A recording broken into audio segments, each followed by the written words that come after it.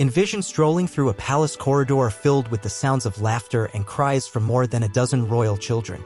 Now imagine experiencing that while expecting again. For centuries, queens around the globe were not merely rulers or royal partners, they were dynastic powerhouses tasked with producing heirs as if the very existence of their empires relied on it. In fact, it did. Historically, a queen's significance was often gauged not by the legislation she enacted or the court she presided over, but by the offspring she brought into the world. Many of these women faced years of relentless pregnancies, perilous childbirths, and profound sorrow, all for the preservation of a crown. Today, we explore the remarkable lives of the most prolific royal mothers in documented history, noble women who gave birth to legions of princes and princesses. Some had as few as 14 children, while others had as many as 23. Yet, behind every royal birth was a woman navigating a life filled with duty, peril, and unwavering commitment. Let us commence with one of the most romanticized figures in Indian history, Mumtaz Mahal.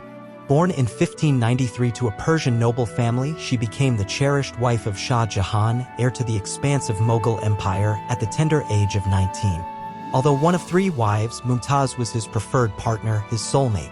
After fathering a child with each of his other consorts out of duty, Shah Jahan devoted his complete affection to Mumtaz. Their connection was so deep that she accompanied him not only to court but also onto the battlefields. Throughout their 19-year marriage, she bore 14 children, of whom only 7 survived to adulthood. Among these were the notable Jahanara, Beam, and Aurangzeb, who would eventually ascend to the throne as emperor. However, the process of childbirth, despite its beauty, was fraught with danger. During a harrowing 30-hour labor with her 14th child, Mumtaz tragically succumbed to blood loss.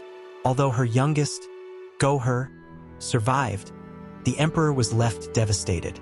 In his sorrow, he commissioned the Taj Mahal, one of the most stunning monuments in the world, as a tribute to their everlasting love.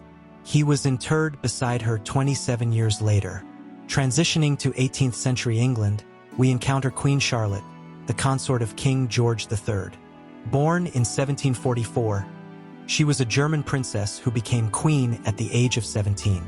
Their arranged marriage flourished into a true partnership, with both rulers opting for a simpler life away from the opulence of the court, surrounded by their ever-expanding family. Over the course of just more than 20 years, Charlotte gave birth to 15 children, an impressive achievement even by royal standards. Among her offspring were George IV, William IV, and Prince Edward, who was the father of Queen Victoria. Despite her unwavering commitment, Charlotte was frank about the physical demands of continuous pregnancies.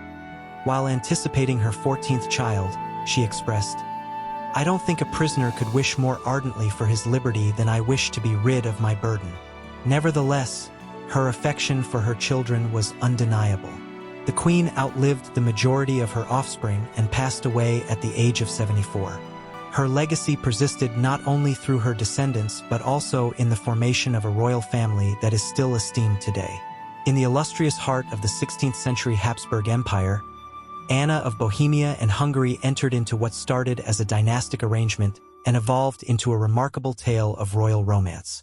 At the age of merely 18, she wed Ferdinand I, the grandson of Holy Roman Emperor Maximilian I. Together, they would not only influence the future of the Habsburg dynasty but also establish a lineage that transformed Europe. Unlike many of her inbred royal counterparts, Anna's diverse genetic heritage offered a crucial boost of health to the often fragile and disease-prone Habsburg bloodline. Her 15 pregnancies were not without purpose. 13 of her offspring survived, a remarkable achievement in a time when child mortality cast a shadow over every cradle. Among her children were future emperors, queens, bishops, and even nuns, each strategically placed across Europe in positions of significant influence. However, such prolific motherhood came at a considerable cost. During her last labor, Anna developed childbed fever, a common and often deadly postpartum infection, and passed away at the young age of 43. Her death was not merely a personal tragedy, it was a political setback. Ferdinand, heartbroken by her passing, never remarried. He commemorated her memory throughout his life and ascended to the position of Holy Roman Emperor 9 years after her death. If one were to travel back to the 13th century, they would encounter a queen who did not live in opulence but rather on horseback. Eleanor of Castile, a Spanish princess, married her cousin Edward, who would later become King Edward I of England, when she was just 13 years old. This was not a mere ceremonial marriage. She fought alongside him in battle, traversed challenging terrains during crusades, and repeatedly brought new life into the world, totaling 16 times. Yet, life in the medieval period was harsh. Illness and warfare were constant companions, and Eleanor faced the sorrow of losing the majority of her children during infancy or early childhood. Only a handful reached adulthood, including the future Edward II. In spite of these personal losses, Eleanor's commitment remained unwavering. She accompanied her husband to military camps and distant lands, often in a state of pregnancy, sometimes in mourning, but always determined. Her last pregnancy left her irreparably weakened. While traveling north with her husband in 1290, Eleanor fell victim to illness. In his sorrow, King Edward I commissioned the creation of 12 ornate stone crosses, one for each location her funeral procession paused from Lincoln to Westminster. These Eleanor crosses continue to stand as lasting symbols of royal affection and grief. Following in her mother's formidable legacy, Maria Carolina, the daughter of Maria Theresa, wed King Ferdinand IV of Naples and Sicily at the tender age of 15. Although she despised her husband and dreaded the marriage, 3 of her sisters had passed away before they could wed him. Ultimately, she emerged as one of the most influential women in Southern Europe. Despite their loveless marriage, Maria Carolina dutifully fulfilled her royal responsibilities. She bore 17 children, though tragically only 7 would survive. Nevertheless, she did not allow personal loss or an unremarkable spouse to impede her. She took charge of state matters, influencing policy and fortifying royal alliances through the strategic marriages of her surviving children. Her reign faced challenges from the French Revolution, which took the life of her cherished sister, Maria Antoinette. With the ascent of Napoleon, Maria Carolina's own realm came under threat. Ultimately exiled, she passed away in Austria at the age of 62. Though shattered by revolution, she is remembered as a queen of formidable strength and unyielding dynastic ambition. Few monarchs experienced grief as deeply as Queen Anne of Great Britain, throughout a span of 16 excruciating years, and experienced pregnancy 18 times. Yet, tragically, not a single child reached adulthood. The grief was unyielding.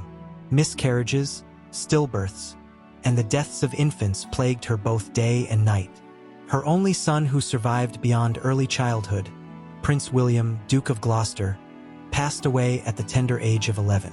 Contemporary medical experts suggest that Anne may have been afflicted with Hughes syndrome, a blood disorder that leads to perilous clotting. This condition would have rendered her pregnancies nearly impossible to maintain and contributed to the health issues that beset her in her later years, ultimately resulting in her confinement to a wheelchair. In spite of this unfathomable personal anguish, Anne steered Britain through one of its most politically volatile periods. She became the inaugural monarch of the United Kingdom of Great Britain in 1707, leaving a legacy of significant political change.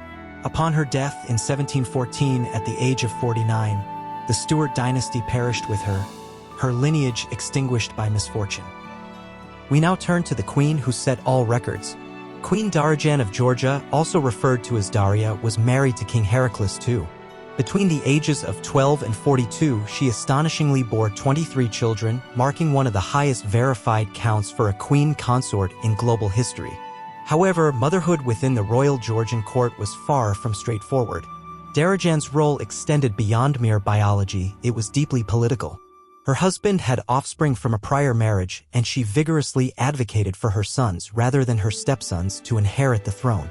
She successfully convinced the king to amend succession laws, which ignited significant discord within the royal family. Following Heraclius's demise, turmoil ensued. The crown was transferred to her stepson, George I XII, who promptly disregarded the modified will. The conflict with her own sons intensified into overt political strife. Russia subsequently intervened, taking control of the kingdom and incorporating Georgia into the Russian Empire. Darejan, having lost her rank and authority, was exiled to St. Petersburg, where she spent her final years under strict observation. She passed away in 1807, far from her native land, a mother of 23, a queen in exile, and a woman whose political acumen matched her maternal legacy. These women were not merely queens, they were the very essence of empires, the progenitors of generations, and frequently the unacknowledged architects of dynasties. Behind the resplendent crowns and ornate thrones were mothers whose resilience influenced the course of history and their narratives merit remembrance.